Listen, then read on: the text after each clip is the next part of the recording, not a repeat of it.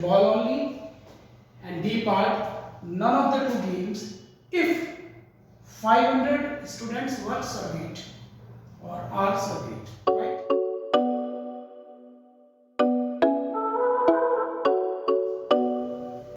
Hello students, welcome to Heman Semal classes. बच्चों class 11th के mathematics के chapter sets को हम ऑलरेडी डिस्कस कर रहे हैं और इस सेट के इस चैप्टर में आज हम लोग एक प्रॉब्लम सॉल्व करेंगे और ये प्रॉब्लम आपके सेट में वेन डायग्राम्स को लिखे हैं, राइट? वेन डायग्राम्स की एक ऐसी अप्रोच है जिससे आप वर्ड प्रॉब्लम को सॉल्व करते हैं और वर्ड प्रॉब्लम्स को सॉल्व करने का वन ऑफ द बेस्ट तरीका होता है ये ग्राफिकल अप्रोच जो वेन डायग्राम अप्रोच है। एक छोटा सा क्वेश्चन हम कंसिडर करेंगे और देखते हैं उस क्वेश्चन को हम वेन डायग्राम के अप्रोच से किस तरीके से सॉल्व करते हैं, राइट? तो आ जाइए 11th क्लास के स्टूडेंट्स, मेरे साथ इस प्रॉब्लम को नोट डाउन कर लें या ध्यान से देख लें। I am writing on the board here. So today's example is in a school there are 400 students.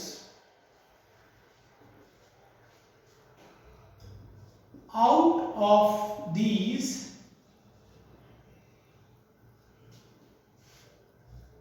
250 like playing cricket,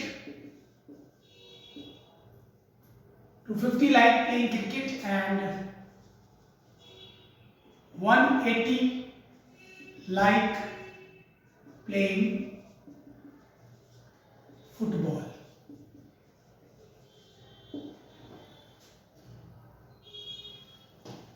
The question says how many students like playing first part of the question both the games, B cricket only, C football only.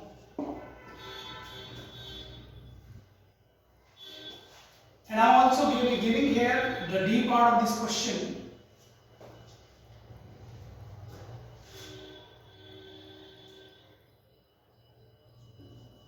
How many like none of the game? If 500 students are surveyed,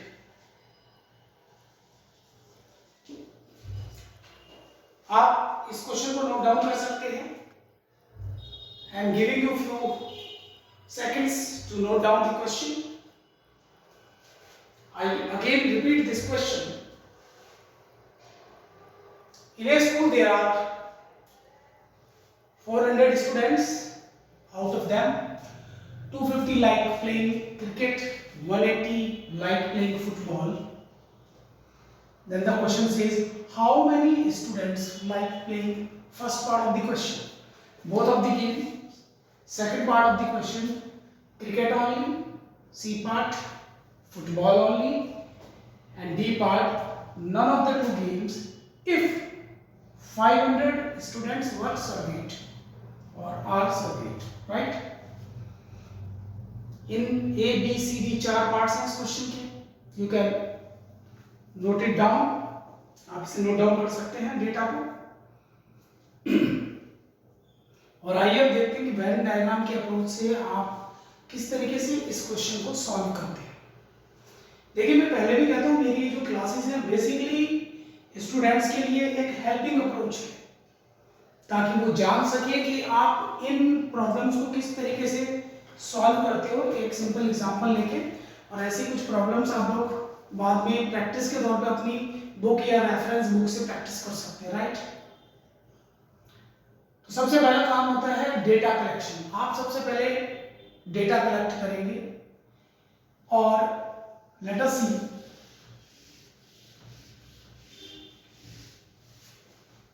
how do you collect the data. देखिए, सबसे पहले n represent करता है number of students को। Cricket के लिए मैं C लेता हूँ, फुटबॉल के लिए मैं F लेता हूँ, तो C यूनियन F रिप्रेजेंट करता है ग्रुप को। ग्रुप में 400 स्टूडेंट्स हैं। MSC रिप्रेजेंट करता है ऐसे स्टूडेंट्स को who like playing cricket, it is 250. NF represent करता है number of students like playing football, ये 180 है। This is your data and first part of your question is find number of students who like both. Both means intersection. As you already know कि intersection जो होता है वो both को represent करता है। लेकिन देखिए, जब कभी भी वेन डायग्राम अप्रोच से आप क्वेश्चन सॉल्व करते हैं, the first and foremost thing is that कि आपको अगर एक ग्रुप दो हिस्सों में डिवाइडेड है, जैसे क्रिकेट और फुटबॉल, तो आपको उसके लिए उसका इंटरसेक्शन आपके पास होना बहुत ही जरूरी है। Until or unless we have this intersection part, you are not able to solve the problem using Venn diagram. तो सबसे पहले हम सिंपल फॉर्मूला यूज करेंगे सिंपल प्रॉब्लम के लिए। जो हमारे यूनियन वाला एक रिलेशन मैंने आपको बताया था, एज यू नो,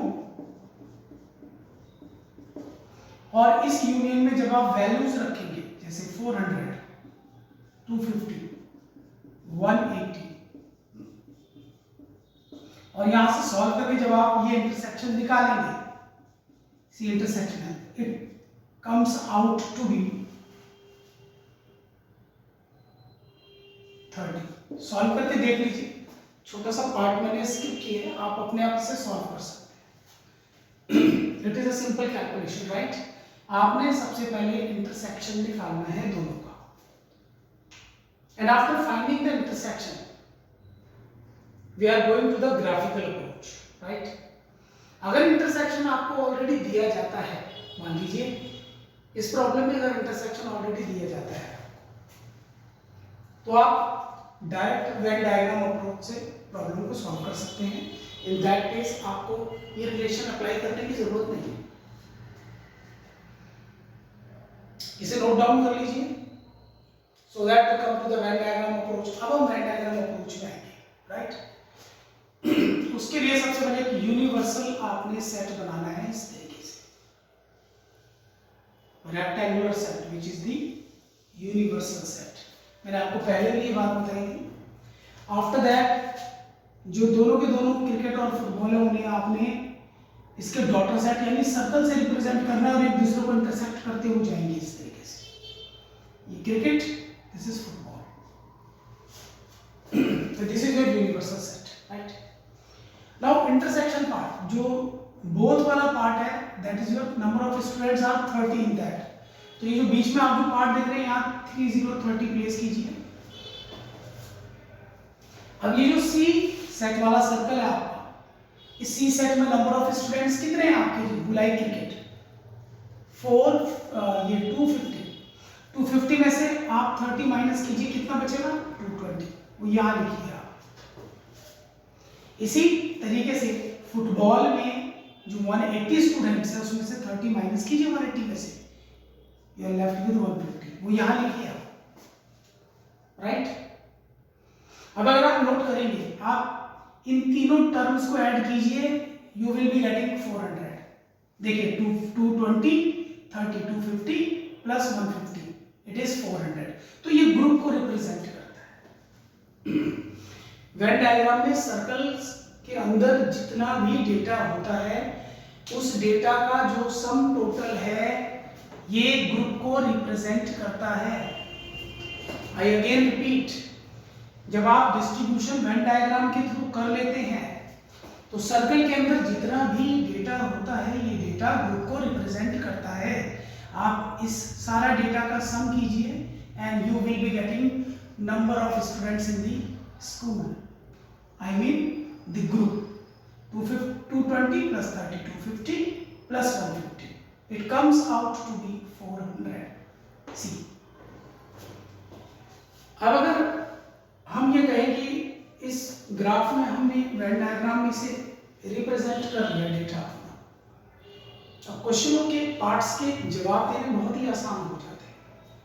जो second part of the question है, अगर आप उसे देखेंगे तो उसमें पूछा गया है number of students who like cricket only, right. तो देखिए क्रिकेट वाले सर्कल पे जाइए और उसमें जो उसका शेयरिंग पार्ट है, ये बीच वाला पार्ट जो शेयरिंग वाला पार्ट है, इसे छोड़ दीजिए। ये जो 220 लिखा है ये वो पार्ट है सी का जो शेयर्ड नहीं है। It means it represents C only, ऐसे स्टूडेंट्स जिन्हें केवल क्रिकेट पसंद है, जिन्हें फुटबॉल से कोई मतलब नहीं है, वो कितने हैं? 220 है। इन द सेम वे अगर आप फुटबॉल में आते हैं, शेयर्ड नंबर ऑफ स्टूडेंट्स को हटा दीजिए, ये जो 150 जो डेटा है ये रिप्रेजेंट करता है किसे? Number of students who like football only, right. सारे पार्ट्स के जवाब आपको मिल गए। लास्ट पार्ट हमारा रह गया। जब कभी भी नन ऑफ द स्टूडेंट्स आपको निकालना है तो उसके लिए आपको इस यूनिवर्सल सेट में कितने मेंबर्स हैं या स्टूडेंट्स हैं वो आपको पता होना जरूरी है। और उसके लिए अगर आप अपने फोर्थ पार्ट को पढ़ेंगे तो फोर्थ पार्ट में मैंने आपको एक वर्ड उस फोर्थ पार्ट के अंदर दिया है और अगर उसे देखेंगे आप तो वो है नंबर ऑफ स्टूडेंट सर्वेड। तो अगर आप वहां देखें, अगर मान लीजिए उसमें मैंने आपको दिया 500 स्टूडेंट वर सर्वेड, 500 600 जितना भी नंबर ऑफ स्टूडेंट सर्वेड दिया गया उसे यूनिवर्सल सेट के नंबर्स में बोला जाता है, राइट। तो यूनिवर्सल सेट के जो नंबर हैं वो 500 है। ये 500 इस रेक्टेंगल वाले सेट के अंदर जितने भी टोटल नंबर ऑफ स्टूडेंट्स हैं उन्हें रिप्रेजेंट करता है। अगर उसमें से आप ये ग्रुप के स्टूडेंट्स माइनस कर देंगे, कितने हैं सम टोटल करके कितने हैं? 400। तो एक तरीके से ग्रुप को अगर यूनिवर्सल सेट के नंबर्स या मेंबर्स से माइनस कर दिया जाए, जो ये आपको दिया है 500, इसमें से ग्रुप को माइनस कर दिया जाए जो कि अंदर के एलिमेंट है, तो आप देखेंगे 100 बचेगा, उसे आप रेक्टेंगल के अंदर लिख सकते हैं ग्रुप से बाहर। तो ये 100 जो है ऐसे स्टूडेंट्स को रिप्रेजेंट करता है जिन्हें फुटबॉल और क्रिकेट में से कोई भी गेम पसंद नहीं है। मतलब 100 students like none of the two games. Problem बहुत आसान है, एक दो बार इस वीडियो को देखोगे, प्रॉब्लम को बिगिनिंग से ध्यान से इस मेरी क्लास को आप देखेंगे एक दो बार ये वीडियो, तो ये प्रॉब्लम आपको समझ आ जाएगी। और ऐसी कुछ प्रॉब्लम्स अपनी एनसीईआरटी या रेफरेंस बुक से आप आराम से अटेम्प्ट कर सकते हो, so that you become comfortable in solving such type of problems. I again repeat, sorry, Venn diagram is one of the best approach to solve word problems of set, क्योंकि ये data को visualise करता है। और देखिए जो चीज data को आपके सामने विजुअलाइज करेगी ना, उसे बाय सिंपल ऑब्जर्वेशन आप उसके पार्ट्स, क्वेश्चन के जो पार्ट्स हैं उनका जवाब दे सकते हैं। तो बच्चों, आज का हमारा जो वीडियो है वो वेन डायग्राम अप्रोच को समझाने के रिगार्डिंग एक सिंपल प्रॉब्लम को लेके था। आई होप आप इस वीडियो को देखोगे, एंजॉय करोगे, ये प्रॉब्लम आपको समझ आएगी और ऐसी कुछ प्रॉब्लम अपने घर में आप अटेम्प्ट करोगे। ऐसा नहीं कि सर ने ये क्लास दी है तो देख लिया, काम हो गया। घर में जाइए, अपने एनसीईआरटी से, रेफरेंस बुक से दो चार प्रॉब्लम सॉल्व कीजिए, आपका कॉन्फिडेंस बूस्ट होगा। तो आज बच्चों ह्यूमन सर क्लास में हम इतना ही रखेंगे और मैं ये मान के चलता हूँ आज की क्लास आपके लिए वर्थ हैविंग होगी। So enjoy your day, enjoy your class with your good response. See you later soon in the coming video of other classes. Till then, goodbye, and do like, share and subscribe. Give information to other students also, so that such type of learning videos may help them in their learning. So student, आज के लिए इतना ही रखेंगे, मिलते हैं next class में। Till then, goodbye.